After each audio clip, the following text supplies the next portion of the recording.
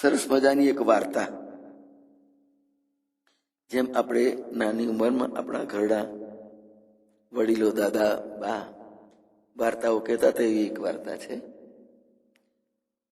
જીવન પાથેમાં ક્યારેક એની પણ મજા લઈએ એવી જૂનવાણી. એક રાજા હતો. એને પોતાની રાજધાનીમાં વૃક્ષો ઉછેર્યા. સાગ છે, સીસમ છે. એક અદ્ભુત શાનદાર એને મહેલ બનાવ્યો આ બધા વૃક્ષોના લાકડામાંથી. મહેલના ઉદ્ઘાટનના દિવસે જ અચાનક એ મહેલમાં આગ લાગી ગઈ. પળભરની અંદર, ક્ષણવારમાં કરોડોના ખર્ચે તૈયાર થયેલો મહેલ કોલસાને રાખોડીનો ઢગલો થઈ ગયો. મહેલ આગથી સળગી ગયો. રાજાને સહેજ પણ રંજ ન થયો. એ મનમાં વિચારવા લાગ્યો, કદાચ મારા નસીબમાં આ મહેલ નહીં હોય. પછી એ પોતાના જૂના રાજમહેલ તરફ પાછો જતો રહ્યો. એક દિવસ બહુ જોરની આંધી આવી. કુદરતના કેરનું દ્રશ્ય રાજા મહેલના ઝરૂખામાંથી જોઈતો. તેવામાં એની નજર મહેલની નજીકમાં ઉગેલા વર્ષો જૂના વડના વૃક્ષ ઉપર પડી. પવનના જોરદાર ઝપાટાઓને કારણે વારંવાર ડોલ્યા જ કરતો હતો. અચાનક એક ઝપટ એવી આવી કે ધરાશયી થઈ ગયું વડનું વૃક્ષ.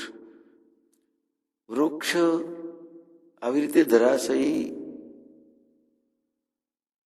થયેલું જોતા રાજાનું કાળજું કંપી ઉઠ્યું. એની આંખમાંથી આંસુ ટપકવા લાગ્યા. એ તરત દોડીને વૃક્ષની પાસે પહોંચ્યો. એના પાનને પ્રેમથી હાથ વડે એને સેવવા લાગ્યો. હવે આંધી અટકી એટલે પ્રજાજનો પોતાના શહેરમાં પોતાના થયેલા નુકસાનને જોવા માટે નીકળ્યા. જ્યારે રાજમહેલ તરફ આવ્યા અને જોયું તો મહેલની પાસે આવેલું વટવૃક્ષ ઉખડીને જમીન પર આડું પડ્યું હતું. એની પાસે રાજા આંસુ વહાવી રડતો હતો. રાજાને આ રીતે રડતો જોઈ પ્રજાને એમ થયું, અરે,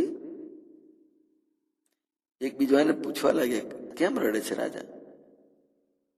જ્યારે કોઈને કઈ કારણ ન સમજાયું તો એક વયોવૃદ્ધ બ્રાહ્મણ હિંમત ભરીને રાજા પાસે કહ્યું, મહારાજ, અમે તમારા કરુણ આંસુઓનું કારણ જાણવા માંગીએ છીએ. રાજાએ આંસુ રોજતા કહ્યું, આ ઝાડ ધરાશયી થયું તેના કારણે રડું છું.